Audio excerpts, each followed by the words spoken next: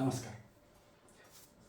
बऱ्याचदा आपण जोपर्यंत मोटरसायकलच्या पाठीमागे बसलेलो असतो तोपर्यंत आयुष्य एकदम ठीक आणि छान असतं.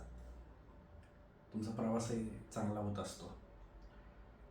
त्यानंतर घडतं असं की तुम्ही स्वतः गाडी चालवायची म्हणून तुम्ही ती गाडी शिकता किंवा तिच्या संबंधित जे काही रूल बुक असतं, ज्यामध्ये डूज डोंट्स असतात किंवा काही नियमावली असते, तर ती सगळी तुम्ही अभ्यासता आणि मग एक दिवशी तुम्ही छानपैकी एका नव्या जोशात ती मोटरसायकल, ती दुचाकी घेऊन रस्त्यावर उतरता की आता गाडी आपण चालवणार.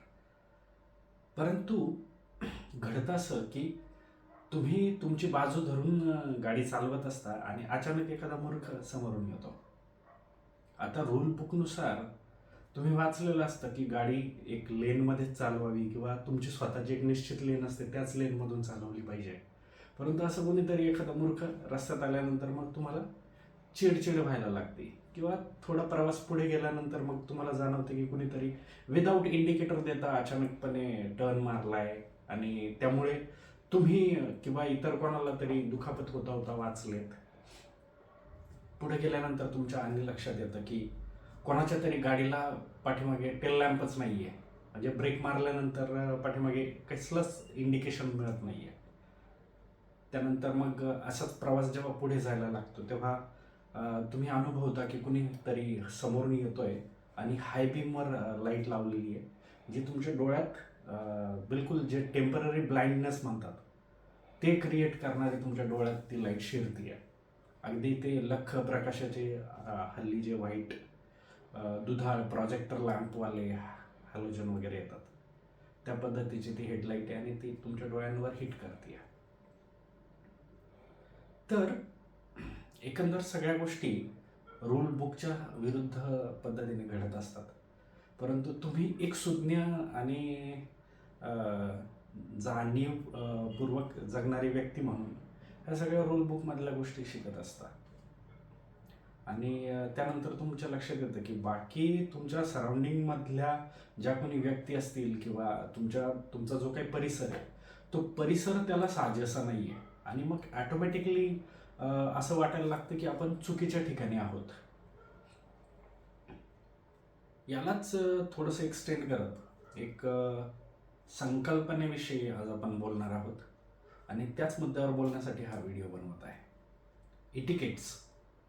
कदाचित काहींना माहिती असेल किंवा नसेल हा शब्द, पण याला सोप्या भाषेत सांगण्याच्या हेतूने एक उदाहरण देईल मी की आपण घरात जसं नागडं नाचतो किंवा नंगानाच करतो तसं आपण पब्लिक प्लेसेसवर नाही करू शकत. म्हणजे जेणेकरून तुमच्या वागण्या बोलण्याने इतर कोण्या व्यक्तीला त्रास होईल अशा पद्धतीचा जो काही हुडदंग असतो तो आपण पब्लिकली नाही घालू शकत. किंवा घरात ज्या पद्धतीने आपण सोफ्यावर पायवर ठेवून किंवा अगदी ते एक योगाचं आसन असतं त्या पद्धतीने पायावर पाय ठेवून वर ते टेबलावर ठेवून मग खुर्चीवर मागे लेटणं, जो काही प्रकार आपण घरात करतो हा आपण पब्लिक प्लेसेसवर नाही करू शकत. किंवा मग मी स्मोकर आहे, मग मी माझ्या कम्फर्ट झोनमध्ये एखाद्या ठिकाणी मी धुराचे लोट काढतोय, तर अशा ठिकाणी जिथे आसपास स्त्रिया किंवा लहान मुलं असतील किंवा ज्येष्ठ नागरिक असतील तर अशा ठिकाणी मी असा हा हुडदंग पब्लिक प्लेसेसवर नाही करू शकत. तर यासाठी कोणतं रूल बुक वाचण्याची गरज नसते. ते आपसुकपणेच आपल्याला लक्षात येतं की आपल्या वागण्या बोलण्यामुळे एखाद्याला त्रास होईल किंवा वाईट वाटेल किंवा त्यापासून एखाद्याला दुष्परिणाम होईल आणि मग ॲटोमॅटिकली बऱ्याच समाजात घडणाऱ्या गोष्टी अनलिखितपणे तुमच्या आचरणात यायला लागतात. परंतु आता हे झालं तुमच्या स्वतःचं आकलन की नॅचरल रिसोर्सेस म्हणून पाण्याला बघायचंय, मग रस्त्यानं चालताना कुठे पाणी वाया जाते तर ते बघून तुम्हाला त्रास होतो, वाईट वाटतं. किंवा मग नॅचरल रिसोर्सेस म्हणून तुम्ही पेट्रोल डिझेल जे आहे त्याला बघताय, त्यामुळे तुम्ही ज्यावेळी खरंच गाडीची खूप गरज असेल त्यावेळी तुम्ही गाडी बाहेर काढताय नॅचरल रिसोर्सेस म्हणून की ही नैसर्गिक संसाधनं आहेत आणि येत्या पिढीला तुम्ही हेच देणार आहात किंवा हेच वाचवून ठेवणार आहात की जे कधी ना कधीतरी संपुष्टात येणार आहे आणि नव्या पिढीला ह्याविषयीच्या गोष्टी भोगाव्या लागणार आहेत. तर त्या दृष्टीने किंवा विजेचा वापर करणं असेल, इतर काही नैसर्गिक गोष्टी असतील, अन्न खाताना ते ताटात न सोडणं, एकंदर अशा पद्धतीचं जेव्हा तुम्ही सगळ्या गोष्टी हा शिष्टाचार व्याभिचार शिकता, ज्याला इटिकेट्स म्हणतात, त्यानंतर खरंच तुमचं जगणं नरकापेक्षा कमी राहत नाही. कारण तुमच्या आसपासचा जो परिसर असतो किंवा जी लोक असतात त्या सगळ्यांना हे असतीलच असं नाहीये. आणि तुम्ही तर छानपैकी रूल बुक वाचलेली असते आणि तुम्ही अपेक्षित करत असता की माझं सराउंडिंग आणि माझ्या आसपासचे लोक त्या पद्धतीनेच वागतील. आणि मग त्यानंतर तुम्हाला एका पद्धतीची घुसमट व्हायला लागते. म्हणजे नेमकं काय चाललंय तुमच्या मनात हे तुम्हाला कोणाला सांगताच येत नाही. कारण ते ऐकणं इतपत स्टेबिलिटी किंवा ऐकणं इतपत स्तब्धता किंवा ऐकण्याची तेवढी खोल मानसिकता सुद्धा तुमच्या आसपासच्या लोकांमध्ये तुम्हाला पाहायला मिळत नाही. आणि मग हे घुसमटीचं कारण ठरतं. किंवा मग काही व्यक्ती तुम्हाला शांत स्वभावाच्या दिसतील, तर गरजेचं नाहीये की शांत आहेत म्हणजे त्यांच्याकडे बोलायला काही नाहीये. त्यांच्या आतमध्ये खूप काही उसळत असतं किंवा खूप काही मंथन चालू असतं विचारांचं, खूप काही थैमान घालत असतात विचार. परंतु त्या योग्यतेच्या व्यक्ती त्यांना भेटत नाहीत की जिथं ते स्वतःला एक्सप्रेस करू शकतील किंवा आपल्या भावना मांडू शकतील.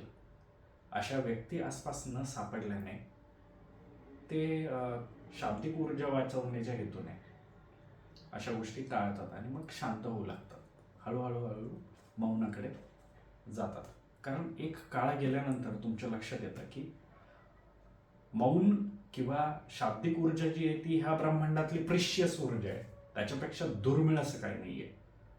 आणि मग त्यावर बऱ्याच ठिकाणी वाचायला सुद्धा मिळतं की सुनने वाला खामोशी भी सुन लेगा और जिसे ना सुनना होगा वो शोर भी सुनना पाएगा. तर मग यातून बऱ्याच गोष्टी पुढे एक्सटेंड होतात. ज्यावर बोलायचं म्हटलं तर हा व्हिडिओ कदाचित कमी पडेल. माझ्या लिखाणातलं एक वाक्य आहे की जिंदगी में कुछ सवाल अपने आप से करके देखिए, जिंदगी के काफी सारे सवाल हल होते नजर आएंगे.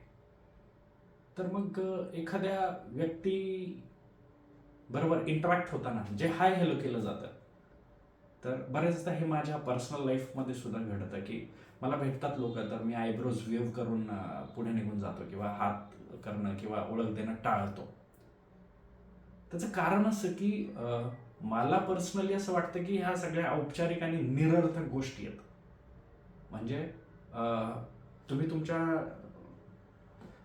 वैचारिक पाथवर स्तब्ध आहात आणि ह्या सगळ्या गोष्टी ज्या आहेत ह्या निरर्थक आहेत. म्हणजे एखाद्याने समजा विचारलं की काय चाललंय, तर ही डझंट मीन दॅट. काय चाललंय ह्याच्याशी त्याला फारसं काही घेणं देणं नसतं, परंतु एक औपचारिकता म्हणून ते बोलत असतात. यावर मी असं मत ठेवतो किंवा माझा असा स्वतःचा विचार आहे की जर निसर्गातले अनेक प्राणी साईन लँग्वेजेस आणि बॉडी लँग्वेजेसने कम्युनिकेट करू शकतात विदाउट वेस्टिंग वर्ड्स, तर आपण का नाही? म्हणजे आपण का बोलतो आणि कशासाठी बोलतो? म्हणजे मला तरी स्वतःला बोलताना असा प्रश्न पडतो की मी बोलतोय तर का बोलतोय? समोरचा व्यक्ती ते ऐकण्याची योग्यतेचा आहे का? चांगलं किंवा वाईट हे वेगळा विषय आहे, परंतु त्याला ऐकायला रस आहे का? ती जागा योग्य आहे का तो विषय बोलण्याची? किंवा ती सिच्युएशन जी आहे ती साजेशी आहे का त्या संभाषणाला? आणि या सगळ्या गोष्टींचे फिल्ट्रेशन किंवा या सगळ्या गोष्टींचे पॅरामीटर्स लावल्यानंतर असं लक्षात येतं की मौन राहणं उत्तम आहे. आणि मग हा मार्ग मौनाकडे सुरू होतो.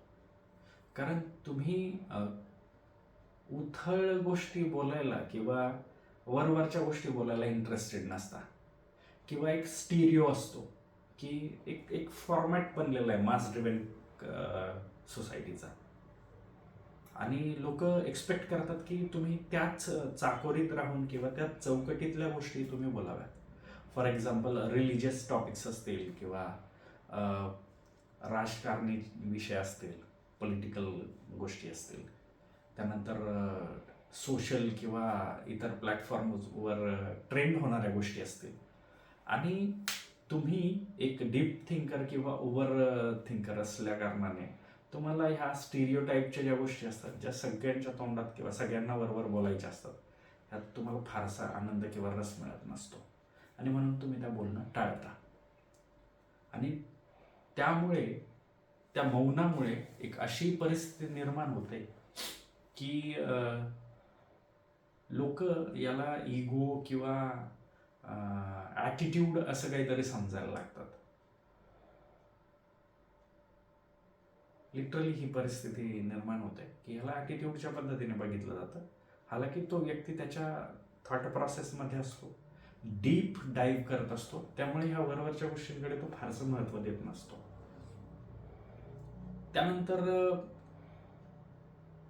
पुढे या गोष्टीला एक्सटेंड करायचं म्हटलं तर तुम्ही अतिशय बेचव, कडू आणि वृक्ष वाटू लागता जेव्हा तुम्ही एक चांगले एंटरटेनर नसता. म्हणजे एखाद्या ठिकाणी एखादा विषय चाललाय आणि त्या विषयात जर तुमचे इनपुट्स नसतील किंवा तुम्ही त्यावर जर प्रतिक्रिया नाही दिली तर त्या व्यक्तींना तुम्ही आळणी, बेचव, वृक्ष वाटू लागता. कारण त्यांना अपेक्षित असतं की जशी चर्चा चाललेली आहे या व्यक्तीने सुद्धा इनपुट्स द्यावेत. बरं, तुम्ही इनपुट्स द्यायला तुम्हाला माहिती असतं की तुमच्या मताला काही किंमत दिली जाणार नाही आहे, त्यामुळे शांत राहणंच ठीक आहे. किंवा तुमचे जे इनपुट्स असतात ते स्टडी केलेले असतात, त्यावर रिसर्च किंवा डीप अनालिसिस केलेले असतात आणि अशा वेळी तुमच्या स्टडी केलेली ओपिनियन तुम्ही त्या डिस्कशनमध्ये जेव्हा मांडता आणि त्यावर विचार करण्याऐवजी त्याचं जेव्हा डिसरिस्पेक्ट केलं जातं किंवा हास्यास्पदरित्या त्याला उडवलं जातं, तेव्हा कुठंतरी ते फील होतं की उगाच आपण स्वतःची थट्टा करून घेतोय का. या कारणास्तव सुद्धा काही गोष्टी ज्या आहेत त्या मौनाकडे घेऊन जातात. तर आय होप जे काही मी फील करतोय असं फील करणारं नक्कीच कुणीतरी असेल. हा व्हिडिओ बनवण्याचा हेतू सुद्धा तोच होता की तुम्ही डे टू डे लाईफमध्ये ज्या काही गोष्टी करत असतात त्याविषयी बरीच मतं असतात तुमची आणि काही सोशल इश्यूज असतील, पॉलिटिकल इश्यूज असतील, तुमची मतं असतात त्यावर आणि अतिशय दुर्मिळ अशी मतं असतात तुमची. परंतु तुम्हाला माहिती आहे की तुमचं ती जी फोकल लेंथ आहे किंवा तुमचा जो बघण्याचा दृष्टिकोन आहे तो खूप लांबचा आहे आणि लोकांना जर सांगितलं तर तिथपर्यंत ते त्यांना दिसणार नाही आहेत किंवा ते पाहू शकणार नाही आहेत. त्यामुळे बऱ्याचदा तुम्हाला वाटतं की न बोललेलंच ठीक आहे.